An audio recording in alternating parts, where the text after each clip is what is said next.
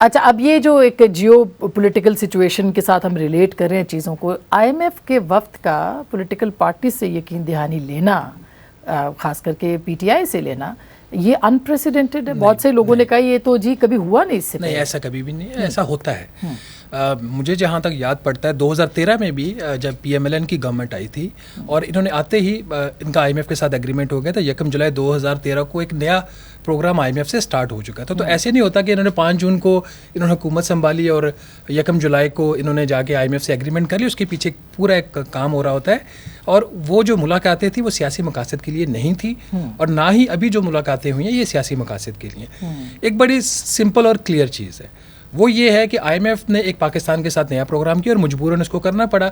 पाकिस्तान दिवालिया होने की तरफ बढ़ रहा था। अब प्रॉब्लम ये थी कि 9 माह के अंदर 3 हुकूमतें होंगी पाकिस्तान में।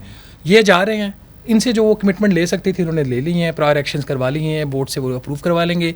अगला जो एक रिव्यू आएगा नवंबर में गालबन या अक्टूबर में जब भी आता है वो केयर टेकर के टाइम पे होगा। फिर जब इलेक्शंस होंगे एक नई हुकूमत आएगी, वो पाकिस्तान पीपल्स पार्टी की भी हो सकती है, पीटीआई की भी हो सकती है, वो नून लीग की भी हो सकती है, किसी और जमात की भी हो सकती है। तो उन्होंने देखा कि ये जो मेन स्ट्रीम पोलिटिकल पार्टीज हैं इनसे हम पूछ लें कि भाई आप लोग जो हम प्रोग्राम करने जा रहे हैं,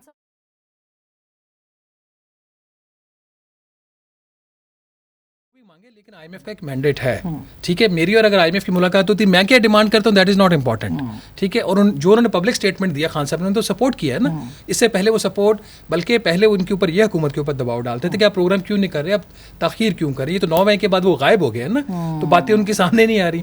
पिछली उनकी चीज़ें ऑन द रिकॉर्ड मौजूद हैं कि वो उन्होंने हुकूमत के ऊपर उनका एक दबाव था कि जब आप ताखीर कर रहे हैं और पाकिस्तान को दिवालियापन की तरफ लेकर जा रहे हैं।